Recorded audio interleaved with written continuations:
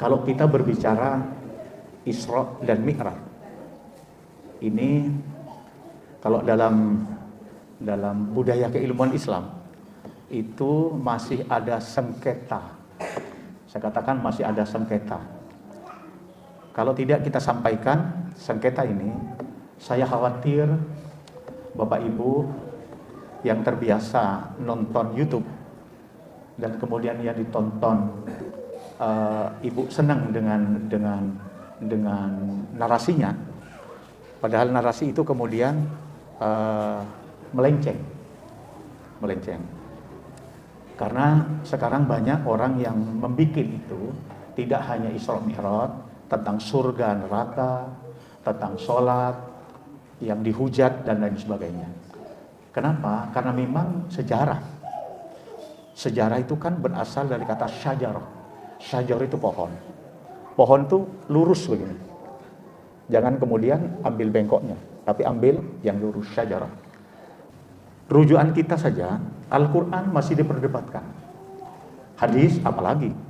Karena ada hadis mutawatir, ada hadis sahih, ada hadis sahih, ada hadis hasan lidatihi, ada hadis hasan riwayat, macam-macam diperdebatkan. Mari kita munasabahkan atau kita menggunakan metodologi tentang masalah maqasidul Quran. Contoh, saya nyebut nama saja.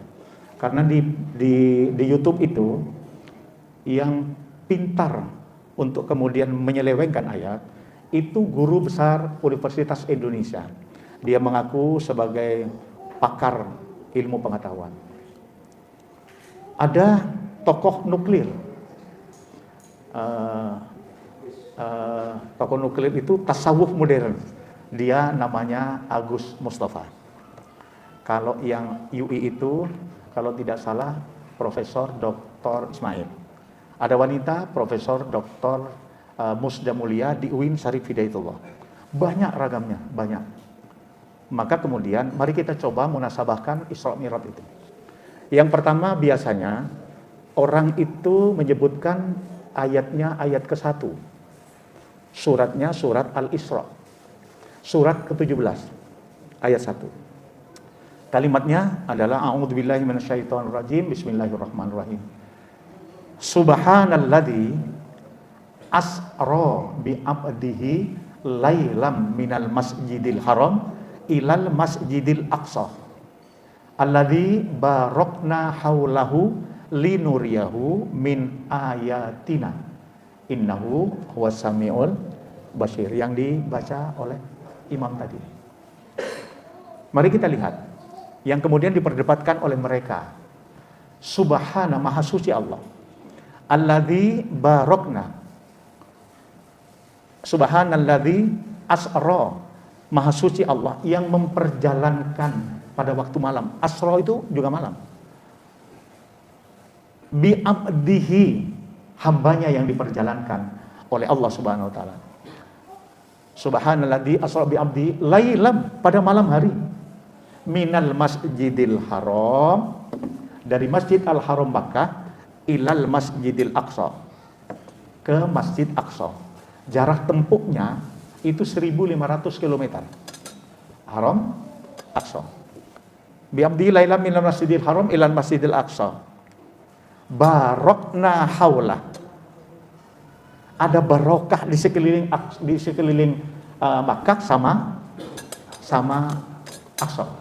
Barokna haulah, ada barokah. Dalam bahasa Arabnya itu bahasa Al-Quran, Pak. Bahasa Arabnya itu adalah ziyadatul khair, bertambahnya kebaikan. Linuriyahu min ayatina. Kenapa Allah berikan barokah? Untuk mempertontonkan kepada Nabi Muhammad bahwa Nabi jangan takut dengan permasalahan dakwahnya.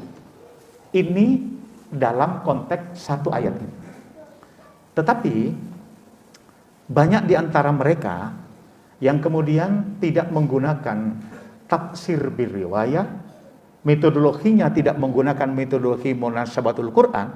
Ini tidak disebut yang Isra itu adalah Nabi Muhammad. Mana buktinya? Kalau yang Isra itu adalah Nabi Muhammad, mana? Gak nyebut di situ, gak ada. tapi karena dia menggunakan akar pikirannya karena syahwatnya. Karena syahwatnya. Kenapa? Yuk kita buktikan. Kalau dia menggunakan syahwatnya. Dia dari mana mengatakan Nabi Musa itu? Padahal Allah sudah menjelaskan abdihi itu Rasulullah. Di mana? Kita tidak usah mencoba untuk membaca tafsir-tafsir ini. Ayat Al-Quran, munasabah, jadi antara ayat dengan ayat yang lain, itu bisa berdampingan. Bapak Ibu, kalau malam Jumat baca surat apa? Surat Al-Kahfi. Ayat pertama apa? Coba, ayat pertama.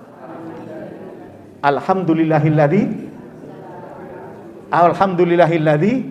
anzala ala abdihil kitabah. Allah turunkan kitab ini untuk hambaku. Yang menerima Al-Quran itu siapa? Yang menerima Al-Quran siapa? Nabi Muhammad. Jadi di surat Al-Kahfi itu menyebutnya kata abdihi itu adalah Nabi Muhammad. Sementara abdihi di sini kok Nabi Musa, mana? Kan gitu tak? Satu. Biarkan mereka, saya hanya khawatir Bapak Ibu kemudian larut dalam itu. Larut. Yang menyatakan bahwa pada bulan Rabi'i al-Awwal, yang menyatakan bahwa itu bulan kelahiran Nabi, tetapi yang banyak menyatakan adalah bulan Rajab tanggal 27 itu. Kita lihat, Nabi Muhammad itu istri pertamanya siapa? Khadijah al-Kubra, kan? Nabi Muhammad SAW, istri yang namanya Khadijah itu meninggal di bulan Ramadan. Meninggal di bulan Ramadan. Nabi berduka atas kematian istrinya. Seorang Nabi ini ya, berduka atas kematian istrinya. Ditambah lagi beberapa saat, paman yang mendampinginya, mulai kecil, Abu Thalib, walaupun meninggalnya dia dalam keadaan kufar, dia meninggal di dunia. Khadijah itu wanita yang pertama kali mengakui kenabian Rasul Nabi Muhammad. Khadijah itu wanita yang memiliki kekayaan tertinggi di Makkah. Hartanya untuk Islam. Ada kira-kira kita hartanya untuk Islam semuanya? Ini Khadijah. Bayangkan, meninggal. Ketika Nabi dalam keadaan gelisah, yang membangkitkan semangat dakwahnya adalah Khadijah. Maka Allah berkata kepada Nabi Muhammad, ya Muhammad, kamu jangan takut karena meninggalnya Khadijah, jangan takut karena meninggalnya Abu Thalib. Aku pertontonkan kepadamu sebagian kecil saja kekuasaanku. Maka Allah menyampaikan tadi itu, Subhanalladzi asra bi abdihi lailam minal masjidil haram ilal masjidil aqsa barakna haulahu. Aku berikan di sekelilingnya itu kebaikan. Tonton olehmu Muhammad. Hanya tidak sampai seperempat malam, dia sampai menuju gugusan Bima Sakti, sampai di Sidrah Al-Muntaha. Jibril ada di situ. Laqad ra'ahu nazlatan ukhra inda Sidratil Muntaha. Dia melihat Jibril ketika pertama memberikan Iqra, yang kedua adalah di Sidrah Al-Muntaha. Dan di dekatnya, kata Allah itu ada surga.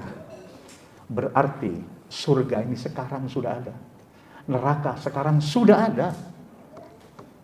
Tinggal kita buka kuncinya surga besok. Dipertontonkan oleh Allah. Muhammad, aku pertontonkan kepadamu, kamu tidak usah takut dengan dakwahmu. Karena istrimu meninggal, karena pamanmu meninggal. Ini loh kekuasaanku. Sebagian kecil aja kau tonton. Bayangkan Bapak Ibu, perjalanan Mekah ke Aqsa ini 3 bulan pakai onta, Qaswah, onta terbaik. PP 6 bulan, hanya dengan kecepatan mata memandang, di situ sudah ada. Nabi sudah ada. Kalau bahasa sekarang, kecepatan cahaya itu masih dikalahkan dengan kecepatan Rasulullah SAW yang drivernya itu adalah Jibril.